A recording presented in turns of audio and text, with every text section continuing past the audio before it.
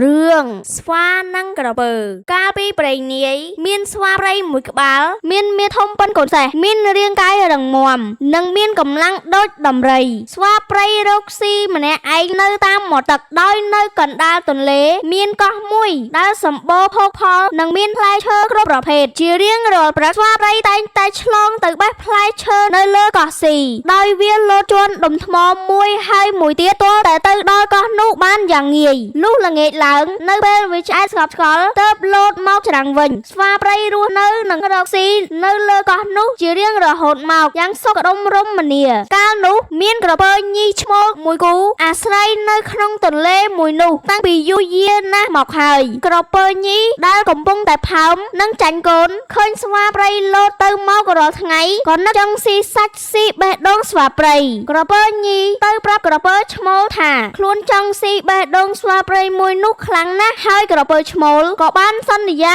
ថាល្ងាចនេះនឹងយកបេះដូងស្វាព្រៃមកឲ្យប្រពន្ធស៊ីឲ្យបានក្រពើឈ្មោលរៀបផែនការចាប់ស្វាព្រៃទើបហែលទៅដេកលើដុំថ្មដល់វេលាស្វាព្រៃត្រឡប់ទៅច្រាំងវិញក៏សង្កេតឃើញដុំថ្មដែលខ្លួនធ្លាប់ឆ្លងខ្ពស់ផុតពីទឹកហោះប្លែកពីសពដងនិងមានទំហំធំជាងមុនទើបចម្លែកចិត្តទាំងដែលថ្ងៃនេះតើក៏មិនបានចូលហើយក៏មិនបាននីដែរ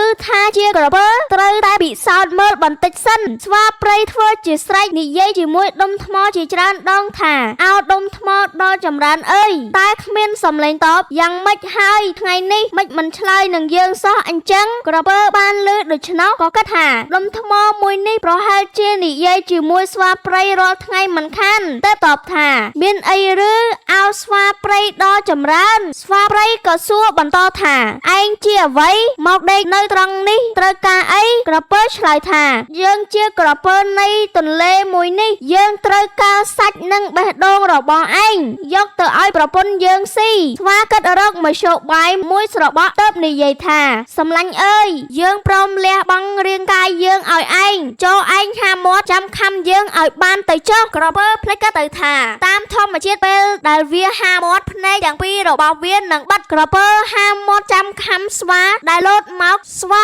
ឃើញក្រពើហាមាត់តែបិទភ្នែកវាក៏លោតយ៉ាងលឿនដោយភ្លេចបន្ទោលជន់ក្បាលក្រពើរំលងទៅដល់ច្រាំងបានដោយសុវត្ថិភាពក្រពើចាញ់កលស្វាតែសរសើរស្វាថាមានធម៌4ប្រការរួមមានសញ្ចៈគឺការមិននិយាយកុហកដោយដែលស្វាបានប្រាប់ថានឹងលោទៅគឺវាបានធ្វើពិតមែនធម៌គឺប្រើវិជារណញ្ញាណក្នុងការពិចារណាផលកម្មស្វាដឹងថាបើឲ្យក្រពើហាមាត់ហើយលោជន់ក្បាលវាផ្លោះទៅទើបមានសុវត្ថិភាពធិតិជាការព្យាយាមគឺស្វាព្យាយាមសួរនាំទាល់តែដឹងពីល្បិចក្រពើចាគៈជាការលះបង់គឺស្វាព្រមលះបង់ជីវិតតែក្រពើចាប់វាមិនបានដោយខ្លួនឯងទៅក្រពើនិយាយថាបើបុគ្គលណាមានធម៌4ប្រការដូចជាស្វាឯងគឺតែងយកឈ្នះអស់មាសសត្រូវ